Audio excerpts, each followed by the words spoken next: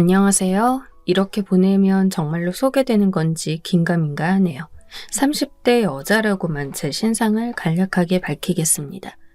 사실 이 사연을 보내면 제 주변 사람들이 혹시 접하게 될까봐 심장이 두근두근 하는데요.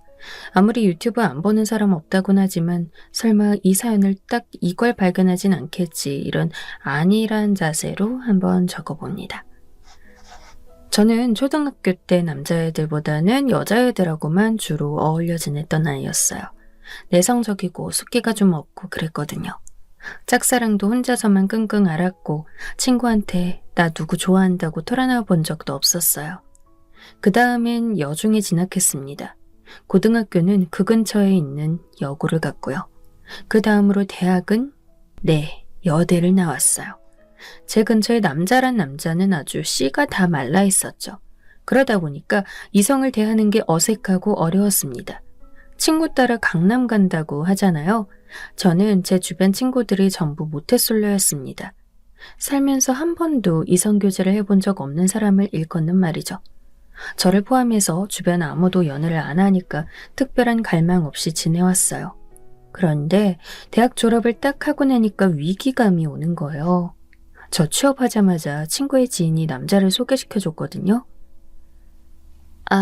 안녕하세요. 김정아입니다. 좋아하는 음식은 소불고기이고 싫어하는 음식은 초밥입니다. 잘 부탁드릴게요. 제가 그 소개팅남 앞에서 자기소개를 이렇게 했었어요. 저 25이었습니다. 5살 아니고 25이요. 머리가 하얗게 돼서 그냥 아무 말이나 막 나갔던 거예요. 그 남자 본 표정이 딱 와, 뭐 이런 게 다 있지? 하는 얼굴이 되더라고요. 소개팅은 당연히 망했죠. 다시는 소개팅하지 않으리라 다짐했어요. 그 후로 몇 달이 지났을 무렵 저의 친한 친구에게 남자친구가 생겼습니다. 깜짝 놀랐지만 축하해줬습니다. 그리고 해가 바뀌었더니 또 다른 친구가 남자친구를 만들더라고요. 그때 느꼈어요. 혹시 나만 뒤처지는 건가? 나도 남자친구 만들고 싶다. 아무래도 나 외로운 것 같아. 드라마를 보든 영화를 보든 무작정 사랑 이야기만 눈에 들어왔어요. 길거리를 걸어도 커플 천지였죠. 전에는 막연하게 연애는 뭘까 이렇게 궁금했었다면 이제는 연애를 하고 싶다 제발 이렇게 바뀌어 있었죠. 그리고요, 뭔가 우리나라 사회가 남들과 다른 걸 쉽게 용인하지 않더라고요. 26 먹도록 남자친구 한 번도 안 사귀어 봤고 집에 돈 없는 거 아니고 자취하고 있어서 엄격한 부모님의 통제도 없고 멀쩡한 직장을 가지고 있는데 연애 경험이 없다 이러니까 저를 무슨 돌연변이 취급들을 하는 거예요. 남들은 특별히 하자 없으면 다들 연애 잘만 하는데 왜 혼자 그렇게 지내냐면서 은근히 눈치도 줬습니다. 직장에선 자꾸 저한테 정아 씨는 누구 안 만나?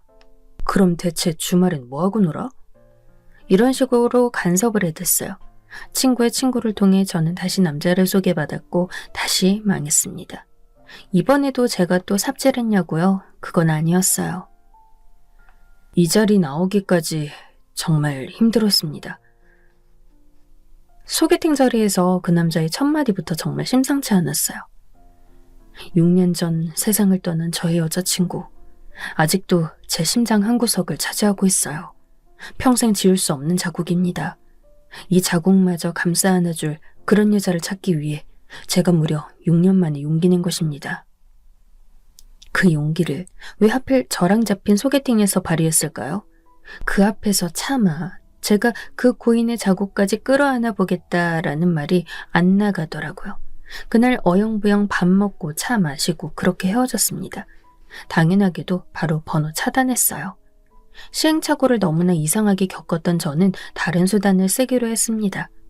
톡톡 사연 보시는 분들 혹시 소개팅 어플이 뭔지 다들 아시나요? 이성을 만나기 위해 사용하는 어플인데 제가 큰 마음 먹고 이걸 깔아서 가입했습니다. 뉴스에서 보니까 일면식도 없는 남녀 사이에서 벌어진 참극, 이런 것들은 죄다 소개팅 어플에서 만난 거던데 내가 이 방법을 통해도 괜찮은 걸까? 조금 거부감이 있어서 고민을 거듭했지만 결국 도전해보았죠. 돌다리도 두들겨보고 건너야 한다지만 너무 까다롭게 굴면 아무도 못 만날 것 같아서 유하게 굴었어요. 따로 카톡을 통해 연락 주고받았던 사람들 중에 가장 대화가 잘 통하는 남자가 있었습니다. 그 남자와 3주를 카톡한 끝에 실제로 봤던 거예요. 과연 소개팅 어플로 만난 상대가 괜찮을까? 정말 나처럼 마음이 급해서 가입했다던 그 말이 사실일까? 싱숭생숭한 마음을 끌어안고 마주하게 된 그 남자. 저보다 2살이 더 많았습니다. 약속 장소에 차를 끌고 나왔어요. 안녕하세요. 일찍 온다고 했는데 저보다 더 일찍 오셨네요. 기다리게 해드린 것 같아 죄송합니다. 저를 보자마자 꾸벅 인사부터 하는 거요. 그냥 목례 아니고 90도 인사를요. 그 모습을 보며 저도 모르게 푹 하고 웃음이 나왔어요. 그러니까 그 남자가 멋져가 하더군요. 수다분해 보여서 마음에 들었어요. 저랑 사는 데가 차로 1시간 넘게 걸렸는데 그걸 전혀 개의치 않아 하는 거예요. 앞으로 어디에 계시든 무조건 제가 가겠습니다. 제 쪽에서 다 맞추면 문제될 게 없어요. 연애하면 성실하게 임하겠다며 적극적으로 자기 어필을 해왔습니다. 그 부분도 저는 괜찮은 것 같았어요. 긴장되기도 했고 약간 어색하기도 했지만 처음 실제로 만난 자리 치고는 나쁘지 않았죠. 그래서 다음에 또 만나기로 했습니다. 2번째 만났을 때 사귀기로 했어요. 그리고 그 이후부터 호칭이 오빠 동생으로 편하게 넘어갔죠. 제가 드디어 모태솔로의 역사를 깨부수고 27의 봄에 첫 남자친구를 만들었던 겁니다. 남자친구는 20살 때 뭣도 모르고 그냥 대학 새내기의 기분에 취해 여자친구를 짧게 사귀었었대요. 얼마나 사귀었냐 그랬더니 딱 2달 만났다고 합니다. 그 후로 1년 뒤에 새로 여자친구를 만들었는데 이번엔 5년을 갔었다네요. 이 여자친구가 군대도 다 기다려줬다고 합니다. 그랬는데 글쎄 바람나서 떠났대요. 소개팅 어플에서 만난 남자하고 바람나서 나 같은 건 거들떠보지도 않고 가버렸어. 그런데 웃기죠? 그때 일이 생각나서 남자친구가 옆글이 싫을 때 소개팅 어플을 떠올려낼 수 있었다는 겁니다. 그걸 깔았다가 절 만난 것이었죠. 그래서 저는 남자친구랑 제가 운명으로 엮였다고 생각을 했었더랍니다. 연애 시작할 당시 저는 사무직하면서 연봉 3천만 원을 받는 자취생이었고요. 남자친구는 서비스직 연봉 3,600에 부모님이랑 같이 본가 생활을 하고 있었습니다. 요컨대 남자친구가 돈을 더 잘 벌기도 했지만 더 모으기도 좋은 환경이었죠. 하지만 이런 것 가지고 남자친구가 생색낸 것도 없었고 제가 자격지심을 느낄 일도 없었습니다. 왜냐하면 제가 역세권 오피스텔에 혼자 자취하는 것만 보고도 남자친구는 감을 잡을 수 있었으니까요. 제가 결코 가난한 집의 딸이 아닐 거라는 사실을요. 우리 집이 좀 없이 살진 않아. 아빠는 그냥 관리직이시고 엄마는 개인 편집숍에 들어가는 소품 수작업이나 간간히 하시는데 집에 재산이 나름 있는 편이라서 다들 그냥저냥 편하게 지내. 저는 대략 저희 집 사정을 이런 식으로만 설명했어요. 20살 때부터 대학 문제로 혼자 올라와 자취하느라 가족들 현황을 세세하게 알진 못한다는 식으로도 들려댔고요. 제가 위로 언니랑 오빠가 있거든요. 그런데 전에 언니가 자기 남자친구한테 저희 집 이렇다 저렇다 하는 걸 미주알고주알 아주 다 떠들었다가 별로 안 좋은 결말을 본 적이 있었기 때문에 그걸 교훈 삼아서 3남매는 저희 집 환경을 떠들지 않게 됐던 것이죠. 그런데 남자친구가 그랬어요. 원래 서울보다 지방이 여유롭게 살기 좋다? 같은 돈이라도 서울에선 어림도 없는데 지방 그쪽에선 30평 넘는 아파트 넣곤 하잖아. 그런 차이가 있지. 뭐 알았다고 했죠. 그 말이 틀린 건 아니니까요. 그래서 남자친구가 그런 식으로 말할 때마다 오빠 말이 맞다. 우리 집 지방이라서 넉넉하게 사는 것처럼 보이는 효과가 있다. 이렇게 받아줬었네요. 지금 생각하니까 그때 왜 그랬는지 몰라요. 첫 연애라서 뭣도 모르고 다 좋아서 허허 실실이었나 봅니다. 그런데 저나 남자친구는 어린 나이는 아니었잖아요. 저 28, 남자친구 30 되니까 저희 관계를 진지한 자세로 바라보게 됐어요. 생각도 못하고 있다가 어느 날 우연히 남자친구 어머님과 식사를 같이 하게 된 적도 있었고요. 그런데 어머님께서 저랑 남자친구를 빤히 보시더니 혹시 둘이 결혼 생각은 있고? 내가 주책 맞게 구는 것 같아 민망하긴 한데 내 눈엔 둘이 아주 잘 어울려 보이네. 이런 말씀을 하시는 거예요. 저 밥 먹다가 깜짝 놀라서 얼어붙었는데 남자친구는 난감해하면서도 입가에 미소를 띠는 모습이었어요. 그걸 보고 제가 마음이 동했죠. 아, 이 남자 나랑 결혼할 생각이 있나 보구나. 그때부터 저도 남자친구랑 결혼하면 어떨까를 상상하게 되었어요. 사귀면서 남자친구랑 크게 싸운 적도 없었고 실망한 경우도 없었어요. 아, 저건 좀 깬다 싶었던 순간들이라면 있었어요. 자기 인생에서 스쳐갔던 여자들을 회상하면서 욕을 엄청 했었거든요. 그때 좀 기분이 안 좋더라고요. 나랑 헤어지면 내 욕을 이렇게 하겠지. 왠지 그럴 거란 생각이 드는데. 그리고 저희가 소개팅 어플을 통해 만난 사이잖아요. 그런데 남자친구가 어느 날 무슨 대화를 하던 도중에 갑자기 난 그 어플에서 너무 예쁜 여자들한텐 일부러 말 안 걸었어. 뭔가 수상해 보이잖아. 굳이 그렇게 예쁜 여자들이 소개팅 어플에서 남자 만난다고 할 것 같지가 않았거든. 꿍꿍이가 있는 것 같았지. 그래서 예쁜 여자 말고 그 아래 등급한테만 연락했다. 이런 말을 하는 겁니다. 잘 생각해보면 제가 안 예쁜 여자란 말 아닌가요? 예쁘지 않기 때문에 말을 걸었다는 얘기가 되는 거라 솔직히 좀 어이가 없었어요.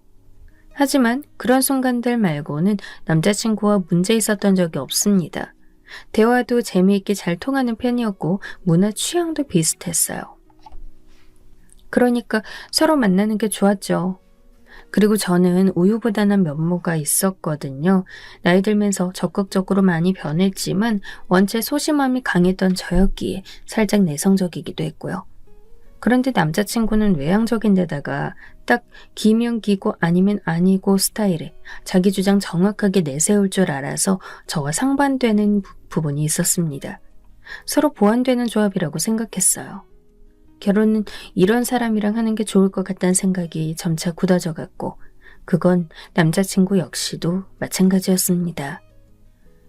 연애한 지 1년 6개월이 되었을 때였죠. 함께 휴무를 맞춰서 여행을 다녀오기로 했습니다. 오빠, 이번에 우리 거기 관광지 당일치기로 가는 거 있잖아. 혹시 그때 상황 봐서 일찍 올라오게 될 것 같으면 우리 아빠 잠깐 뵐래? 뭐? 아버님을? 거기는 너 부모님 댁이랑 거리가 살짝 있지 않나? 코스에 넣기 애매한데? 에이, 그게 아니고 우리 아빠가 그날 일 때문에 딴 지역에 가 계실 거라는데 거기가 우리 관광지 갔다가 올라오는 바로 그 길에 있는 지역이거든. 내가 지도 보니까 들르기 딱 좋은데? 시간 여유로우면 아빠랑 같이 저녁 먹어도 되고. 그래? 난 괜찮은 것 같아. 너무 어려운 자리에서 처음 뵙게 되면 나도 좀 그러니까 이럴 때 얼른 눈도장만 찍어두고 다음에 정식으로 인사드리면 좋을 것 같네. 오빠도 괜찮다고 하니까 다행이네. 그럼 그렇게 하자. 아빠한테는 딱히 언제 안 해놓을까봐 괜히 부담 가져서 뭐 준비하고 그러실까 겁나네. 우리가 그날 일정 봐서 움직이자. 제가 욕심을 내서 지방 내려가는 김에 아빠를 슬쩍 남자친구와 인사시키고자 했어요. 왜냐하면 이게 일종의 서프라이즈 이벤트라고 생각했거든요. 남자친구에게 짜잔, 우리 아빠 이런 사람이야. 이런 식으로 소개해주고 싶었어요. 그동안은 하도 대강 둘러대기만 했는데 이제 서로에게 결혼 이야기도 하기 시작했으니 제대로 된 저희 가족을 알려주고 싶었습니다. 저는 미래의 그 순간에 어떠한 일이 펼쳐질지도 모르고 혼자 망상이나 하면서 김칫국 마시고 있었던 거예요. 이런저런 상상의 나래를 펼치며 혼자서 설렘을 느꼈네요. 대망의 당일이었습니다. 아침 일찍 지방의 한 관광지로 내려갔던 저희는 오후가 되어 다시 올라갈 때 저희 아빠를 잠깐 뵙기로 했어요. 오빠, 내가 내비 쳐놨어. 이제 안내하는 대로 가기만 하면 돼. 아빠가 지금 계시다는 현장의 주소를 내비게이션에 입력해놓고 전 싱글벙글이었죠. 남자친구는 주소지를 확인하더니 약간 떨떠름한 기색으로 운전했습니다.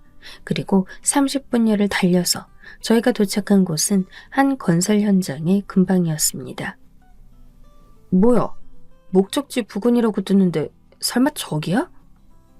응, 저기서 지금 아빠 근무하고 계신데. 내가 좀 전에 카톡해놨으니까 우리 오는 거 아실 거야. 거대한 건설 현장으로 향하면서 남자친구는 한숨을 푹푹 쉬어댔죠. 저는 그때 그 반응에 조금 실망해서 설마 전혀 예상 못한 것이었냐고 떠봤습니다. 솔직히 조금은 예상했었는데 관리직이라고 하셔서 긴가민가 했거든. 그런데 이건... 아니다.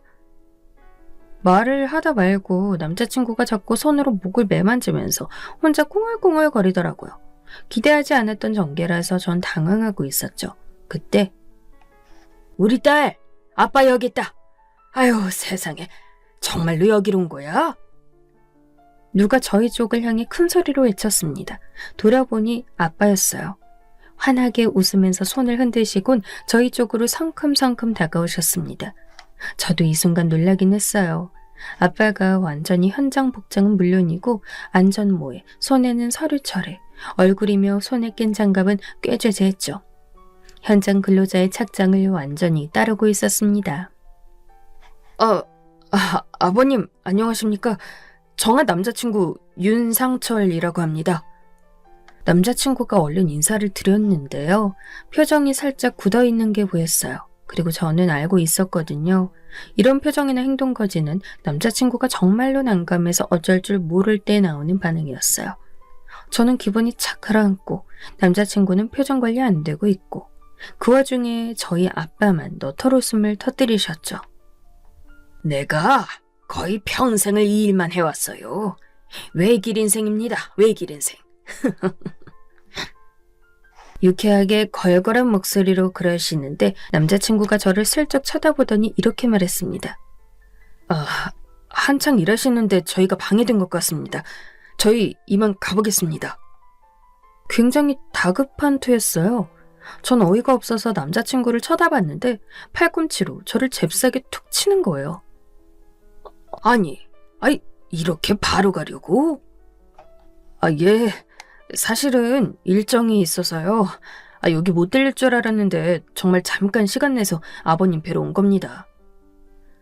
섭섭해하는 아빠에게 남자친구는 잘 도둘러댔습니다. 그런 사람 앞에서 아빠가 가지 말라고 할 수도 없는 노릇이잖아요.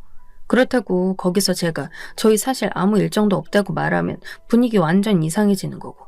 그래서 아빠한테는 어쩌다 보니 그렇게 됐다고 죄송하다고 둘러대면서 자리를 벗어났습니다. 차로 가는 동안 속에서 울컥하는 게 밀려왔죠.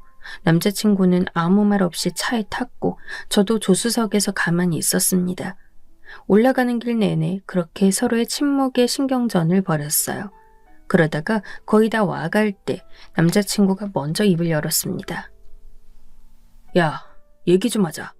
아버님 그런 일 하시는 분이었어? 노가다 뛰시는 거야? 굳이 노가다라고 표현해야 돼? 오빠 지금 말투 굉장히 별로야. 그래, 일용직 노동자라고 해줄게. 이러면 됐냐? 아버님 일용직이셔? 아니, 아빠 정식 직장이야. 건설회사 소속인데 일용직은 무슨. 전 마음 같아선 저희 아빠 어떤 위치에 계신 분인지 확 발설하고 싶었지만 참았습니다. 차라리 잘 됐다는 생각도 들었어요. 남자친구의 생각을 가감없이 들어보는 기회가 될 것도 같았죠. 진짜 이럴 줄은 몰랐다. 나 진짜 너한테 실망감 들려고 한다. 지금까지 네가 일부러 이 얘기 안 했구나 싶어서. 그럼 아버님은 평생 건설 현장에서 일하신 거지? 그렇다고 할 수 있지? 그게 왜? 뭐 문제가 돼? 내 입장에선 엄청나게 문제야 그거. 미안한데 난 이번 일로 재고 좀 해봐야겠어. 재고? 무슨 재고를 한다는 거야? 너랑 결혼하려고 했던 생각 말이야. 나 지금 마음 너무 심란하다. 머리 식히고 나서 생각 제대로 정리하고 그러고 나서 정확히 너한테 말해줄게. 남자친구가 그렇게 말하는데 저 진짜 어이없어지더라고요. 자기 혼자 멋대로 재단 끝내놓고 통보하는 식이었어요. 저는 그러면 뭐 남자친구가 정리하고 말하면 그걸 듣고 따라야 하는 입장이란 건가요? 곱씹을수록 기분이 나빠서 그 다음날 카톡으로 남자친구랑 막 싸웠습니다. 현장 일 하시는 분들을 남자친구가 싸잡아서 욕을 하더라고요. 제가 번듯한 건설회사에서 일하시는 분인데도 그렇게 폄하할 거냐고 받아쳤더니 남자친구가 하는 소리. 야, 난 있지. 같은 남자라도 건설 쪽은 진짜 별로라고 생각한다. 나는 그런 더러운 문화를 지닌 영역은 거들떠도 안 보는 사람이야. 그런 데서 평생을 그러셨다고? 솔직히 알만하다, 알만해. 너희 집안 대단하다. 내용도 내용인데 남자친구가 말을 할 때 굉장히 비아냥대는 거예요. 그렇게 돈 벌어오셔서 가정이 어렵게 살진 않았겠지. 그런데 그 돈이 과연 떳떳한 돈이었을까? 오빠, 지금 그게 무슨 소리야? 우리 집이 떳떳하지 않다는 얘기야? 그렇잖아. 아버님께서 과연 당신의 처자식들에게도 떳떳하신 분일까? 난 그렇게 생각 안 하거든. 제가 평소에는 친구들 사이에서 호구, 만만히 이렇게 불려왔던 사람이었어요. 성격도 그랬고 말빨도 원체 못 받쳐주는 사람이었고요. 임기응변이 부족해서요. 그런 저였지만 가족 가지고 걸고 넘어지니까 머리꼭지가 진짜 도는 기분이었습니다. 게다가 남자친구랑 이런 문제로 싸우게 될 줄은 전혀 상상도 못했으니까요. 예상 밖의 상황이라 더욱 기가 막혔죠. 정말 어이가 없으려니까. 오빠, 찌질하게 그러지 말고 우리 얼굴 보고 얘기해. 혼자 판단하고 혼자 아주 난리가 나셨네. 오빠, 나 오빠가 지금까지 한 얘기 전부 납득 못하고 용납 못해. 그러니까 나 만나서 지금까지 한 그 더러운 가정이 왜 나왔던 건지 설명을 좀 해야 할 거야. 내가 못할 줄 알아? 나 그냥 홧김에 했던 말들 아니야. 네가 어렸을 때 워낙 내성적이었고 겉돌았고 성인 돼선 바로 나와 살아서 네 가족, 네 부친에 대해 몰랐을 수도 있지. 내가 왜 그런 말들을 했는지 만나서 얘기해 줄게. 예시를 10가지는 들고 갈 테니까. 네가 반박할 엄두가 안 날 거다. 흥분해서 쏘아대던 남자친구는 저를 만난 자리에서 정말로 예시를 꺼내 들었어요. 그러니까 남자친구 입장은 이러했어요. 건설에 관련된 모든 근무자들은 더럽다는 게 무조건적인 전제였고 자기가 살면서 그와 관련된 일화를 직간접적으로 많이 접해왔다는 겁니다. 그 자리에서 남자친구가 들었던 예시들 최대한 기억을 살려 적어볼게요. 나 대학 동기 누나 있거든? 선희 누나라고. 그 누나 가족들이 건설 쪽 근무하잖아. 근데 그 누나 아버님이 항상 그랬대. 건설 쪽 하는 사람들은 대부분 더러운 술 문화를 통하기 때문에 절대 그거 일하는 남자 데려오지 말라고. 저도 들어본 적 있던 남자친구의 지인을 통해 들었던 얘기가 첫 예시였고요. 건너서 아는 형이 그러더라. 정말 그쪽 술 문화가 싫고 말도 안 된다고 생각한다면 무조건 1년도 안 돼서 이직한대. 그런데 이직을 안 하고 일을 한다? 그러면 자기 직업 핑계 대면서 더럽게 놀고 있다는 증거래. 건설 쪽 하는 사람들은 내키면 언제든 더럽게 논다더라. 아는 형 운운하면서 나왔던 예시. 빗대어 보자면 저희 아빠는 오래오래 그 직업을 유지하고 계시기 때문에 아주 더러운 사람이라는 이야기가 되었죠. 이때부터 저는 얼굴에 열이 확 올랐어요. 그래서 오빠는 지금 우리 아빠, 우리 집이 더럽다는 거야? 결국은 무슨 말을 하고 싶은 건데 그런 이유로 나랑 결혼을 못하겠다 그 말이지? 뭐 청렴 결백한 기적 같은 경우도 있겠지. 그런데 그게 어디 쉽냐? 혹시 그걸 아버님 쪽에서 증명하실 수 있다면 이제 내가 다시 생각해보는 거고. 남자친구 말에 헛웃음이 났습니다. 증명이라는 걸 들먹였다는 것 자체가 이미 저희 관계의 끝을 가정하고 한 말이더군요. 그러니까 우리 아빠도 100% 그랬을 거라고 확신하고 있네? 오빠는 지금 그런 거네. 야, 내가 두 눈으로 이번에 아버님 뵀잖아. 지저분하게, 어? 그리고 일하시는 모습. 그 나이 자식도 이렇게 한장일이나 하고 그 고된 피로를 뭘로 달려오셨겠냐? 내가 같은 남자로서 딱 보면 모를 것 같아? 넌 네가 자식이면서 어떻게 네 부모님 사정도 이렇게나 모르고 살아왔어? 에휴, 정말 한심하다, 한심해. 이제 더 이상 얼굴에 열이 오르지 않더군요. 저희 아빠를 외도하는 소리를 듣다가 한심하다라는 말까지 들으니까 되려 감정이 차분해지더라고요. 저의 눈앞에 있는 남자, 제 인생의 첫 남자친구이자 결혼을 상의했던 사람이 더 이상 애틋하고 간절하지가 않았습니다. 오빠, 이거 하나만 말해줘. 나 아직 사랑해? 나랑 결혼하고 싶은 마음이 있어, 없어? 나? 너 아직 사랑하지. 근데 결혼은 집안과 집안의 결합이잖아. 가풍이 중요하단 말이 괜히 있는 것도 아니고. 에휴, 나는 이렇게 찝찝한 결혼 하고 싶지가 않다. 미안하다. 너도 내 입장 어떤지 이해는 하지? 그래, 그랬구나. 나 오빠가 무슨 말 하는지 정확히 알아들었어. 그럼 우리 이제 헤어지는 거네? 오빠는 나나 둘 다 결혼을 바라보고 있는 시기인데 우리는 결혼을 안 하잖아. 헤어지자는 얘기 돌려서 하는 거 맞지? 제가 그렇게 짚어내자 남자친구는 고개를 조금 숙이면서 한숨을 아주 크게 내쉬었습니다. 기껏 신랄하게 다 떠들었으면서 나쁜 놈 되긴 싫어가지고 먼저 헤어지자 소리를 안 하고 있다는 걸 두는 저도 눈치챌 수 있었죠. 건설 현장 노가다 그거 본 순간부터 나 마음 떴다. 치사하게 작은 목소리로 중얼중얼거리더라고요. 정말 찌질해 보였습니다. 지금까지 내가 오빠한테 우리 집 얘기 정확히 전달 안 해서 미안했어. 우리 아빠가 어떤 사람인지 내가 일부러 말 안 해왔던 것도 알아. 인정할게. 이 부분은 내가 정말 미안해. 제가 그렇게 말하니까 남자친구가 피식 웃더라고요. 비웃는 것 같기도 했고 그럼 그렇지 하는 기색이기도 했습니다. 이미 볼장 다 봤단 식으로 지루한 표정을 하고 있는데 저는 이 자리를 마무리하기로 하면서 제 가방 안을 뒤적거렸습니다. 그 안에는 일부러 챙겨 나온 저희 아빠의 명함이 있었죠.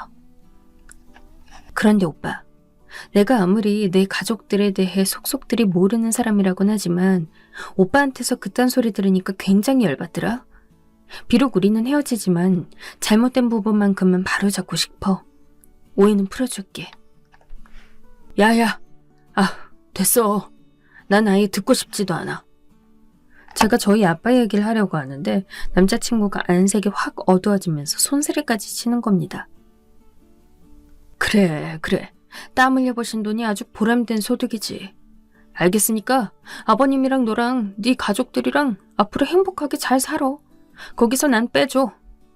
그동안 즐거웠다. 그러더니 자리에서 벌떡 일어나 저에게 눈길도 남기지 않은 제 카페를 빠져나갔습니다. 완전히 주랭랑이었어요. 도망치는 모양새였죠. 남겨진 저는 멍하게 입만 벌리고 있었어요. 건설업만의 문제가 아니라 어느 직종이든 영업이 들어가면 사실 비슷하다고 전 생각해요. 저희 아빠 건설업종에서 오래 종사해 오셨지만 더럽고 치사하게 영업해 보신 적 없습니다. 딸인 제가 아는 한 그래요. 아이, 까짓 거. 영업 못해서 일 못 받으면 못 받는 거고 다른 거에서 최선을 다하고 잘해 보이면 돼. 그럼 그게 진짜 능력인 거야. 아빠는 어떤 죄의를 품고 일하고 계신지 일부나마 제가 봤기 때문이에요. 그렇게 말씀해 오셨던 아빠. 당신께 돌아오는 몫이 적어지더라도 아랫분들의 몫들만은 항상 섭섭치 않게 챙겨주셨고 놓치는 구석 하나 없었습니다. 저는 꺼내든 명함을 휴대폰 카메라로 찍었습니다. 우리 아빠 이런 분이셔. 그 명함만큼 정확한 설명이 없는 것 같네. 이런 내용을 함께 적어선 남자친구에게 전송했어요. 그 명함에는 건설회사 대표가 바로 저희 아빠란 사실이 적혀져 있었습니다. 저는 속상한 마음을 달래며 아직 남은 커피를 마저 마시고 있었죠. 그때였어요. 뛰는 발걸음 소리가 나더니 남자친구가 금세 돌아와선 숨을 헉헉 내쉬는 거예요. 사진을 보자마자 돌아온 거였죠. 다행이다. 아직 안 갔구나. 그러더니만 제가 테이블 위에 올려둔 명함을 쓱 집어가선 살펴봤습니다. 시력초에서 안경도 안 쓰는 놈이 그건 왜 그렇게 가까이 보던지요. 명함을 쥔 손이 부들부들 떨리더니 저를 깜짝 놀란 눈으로 쳐다봤습니다. 뭐야? 이거 뭐야? 진짜야? 너 가짜로 만든 거 아니고 이거 정말이야? 오빠는 서울에서 나고 자라서 아예 모르겠지만 나 고향인 지역 일대에서는 되게 이름 있는 회사야. 오빠가 가벼운 말로 이런데 저런데 하면서 떠들 규모는 아닌 곳이지. 제가 차분하게 말하니까 남자친구가 입술을 바르르 떨면서 갑자기 지금까지 거들떠도 안 보던 음료수를 벌컥벌컥 마셨습니다. 카페에 들어온 이후로 저랑 대화를 나누면서 계속 음료수에는 손을 안 가져가고 있던 사람이었는데요. 갑작스레 목이라도 탔는지 잔을 반이나 한꺼번에 비우고는 탁 소리나게 내려놓았습니다. 그러더니 저한테 던진 발언. 내가 지금까지 그냥 너 떠보려고 헛소리 늘어났던 거 다 알지? 아주 태연하게 능청을 떠는 겁니다. 제가 바로 헛웃음이 났죠. 아니, 설마 그동안 진지하게 교제해왔던 남자친구에게 이런 면모가 있었을 줄이야. 이런 찌질함이라뇨. 정말 놀랐습니다. 나 사실 아버님 뵌 순간부터 뭔가 범상치 않은 기운을 느꼈어. 그런데 네가 쉽게 진실을 털어놓지 않을 것 같으니까 내가 강하게 나간 거야. 오빠, 지금 나 상대로 말장난하자는 거야. 뭐야? 더럽니 다 똑같니 뭐니 하면서 상종 못할 것처럼 취급할 땐 언제고? 우리 아빠가 높은 사람이라니까. 갑자기 오빠가 품고 있던 그 생각들이 다 없어졌어? 남자친구는 마른 침만 연신 꿀꺽 삼켜가며 제 눈치를 봤습니다. 차라리 다르게 나왔다면 나았을 텐데 가장 최악의 모습을 보여준 것에 실망스러웠어요. 줏대 하나 없어 보였으니까요. 내가 정말 사람 잘못 봤다. 오빠, 잘 먹고 잘 살아. 나는 워낙 있는 자식이라서 오빠가 걱정 안 해줘도 앞으로 잘 먹고 잘 살 거야. 계속. 그러니까 나 안 보낸다는 핑계로 연락하는 일 없었으면 좋겠어. 차갑게 마지막 인사를 건넨 제가 가방을 챙겨서 먼저 일어났습니다. 카페 출입문을 빠져나가는데 뒤에서 저를 잡는 손길이 있었어요. 전 바로 뿌리쳤죠. 그랬더니 남자친구가 출입문 앞에서 무릎을 털썩 꿇는 거예요. 너무 창피해서 저는 더 빨리 벗어나고자 했습니다. 후다닥 걸음을 옮기는데 들려오는 남자친구의 목소리. 정말로 미안하다. 내가 진심으로 잘못했다. 제가 깜짝 놀라서 돌아보니까 남자친구가 무릎을 꿇은 채 양손을 하늘 위로 쫙 뻗으며 그렇게 외치고 있었습니다. 부끄러움이 확 몰려와서 황급히 도망가 버렸어요. 저를 스쳐가는 행인들이 저기 사이비인가 봐. 이런 소리를 하는 걸 들었는데 아마도 카페 문 앞에 무릎 꿇고 손 뻗고 있는 제 남자친구를 보고 그런 말을 한 것이었겠죠. 태어나서 그런 경험은 정말 처음이었습니다. 아빠한테 연락드려서 세세한 건 빼놓고 그냥 이러저러해서 헤어지게 됐다고만 말씀드렸어요. 아빠, 내가 남자 보는 눈이 이렇게 없어서 또 뻘짓을 하고 말았네. 아빠 속상하게 해드린 것 같아서 너무 죄송하고 그래요. 에이, 그런 말 하지 말어. 넌 그냥 욕심내고 눈 높여서 번지르르한 놈이나 물어다가 재미있게 놀라니까는. 이 아빠 말 안 듣고 진솔한 상대인지 운명의 만남인지 그런 거 자꾸 찾다가 어그러지는 거 아뇨. 너 다음번엔 아빠가 고른 놈이랑 만나. 알았어? 아빠는 자꾸 저한테 있는 집 자식을 붙여주려고 해오셨거든요. 하지만 저는 왠지 그게 내키지 않았고요. 그래서 한숨이나 내쉬면서 거듭 죄송하게 됐다고 그런 사과나 드렸습니다. 그리고 이틀 뒤였는데요. 저한테 웬 동영상 메시지가 도착한 거예요. 처음엔 스팸이나 보이스피싱 같은 사기인 줄 알았어요. 그런데 뭔가 이상해서 한번 재생시켜봤죠. 그랬다가 깜짝 놀라서 휴대폰을 손에서 놓치고 말았습니다. 당신은 사랑받기 위해 태어난 사람. 영상 속에서 남자친구, 아니 그 인간이 등장한 거예요. 심지어 기타를 치면서 되도 않게 노래를 부르고 있었습니다. 전화번호 차단해놨더니 자기 지인 휴대폰을 동원한 것인지 아무튼 다른 번호로 그런 걸 보내왔더라고요. 제가 상대도 하기 싫어서 그 번호까지 차단했어요. 그랬더니 그 이틀 뒤 저 사는 오피스텔 앞으로 찾아왔습니다. 발견하고 나서 진짜 너무 놀랐고요. 마주치지 않게 돌아서 집으로 잘 올라왔는데 그 다음날에도 또 있는 거예요. 그래서 안 되겠다 싶어 그 앞으로 갔죠. 뭐야? 왜 찾아온 거야? 정아야, 네가 연락이 안 돼서 걱정되는 마음이 불어왔어. 오빠가 나를 왜 걱정해? 되게 당황스럽다. 아휴, 이러지 마. 우리 사이에 왜 그런 말을 하냐? 내가 너랑 얼마나 진지하게 만나왔는데. 우리 결혼 생각한 사이야. 너 이렇게 쉽게 돌아서면 안 돼. 지금 그게 무슨 말이야? 설마 헤어지기로 해놓고 사실 헤어진 게 아니었다고 막 혼자 그런 음흉한 생각 품으면서 나한테 온 거 아니지? 1년의 과정들을 통해 저는 아주 달변가가 되어버렸나 봐요. 떨려서 아무 말 못할 줄 알았는데 이게 웬걸요. 말이 술술 나갔습니다. 그 인간 얼굴 보니까 오히려 심장이 차가워지더라고요. 콩깍지가 다 벗겨진 효과였겠죠. 아니, 난 그게 아니라, 그러니까 내 말은. 그 인간 제가 전곡을 찌르니까 당황해서 허둥지둥거렸습니다. 저는 그 모습을 싸늘한 눈길로 지켜보았죠. 그랬더니 어느 순간 그 인간이 욱하는 겁니다. 야, 솔직히 이 상황에서 네가 나쁘냐 아니면 내가 나쁘냐? 갑자기 화를 내는데 이건 또 뭐 하자는 짓인가 싶었네요. 기가 막혀서 그냥 팔짱 끼고 짝다리 짚은 자세로 쳐다봐줬어요. 그러자 그 인간은 제 태도에 열이 받았는지 아주 목까지 빨개지면서 말을 쏟아냈습니다.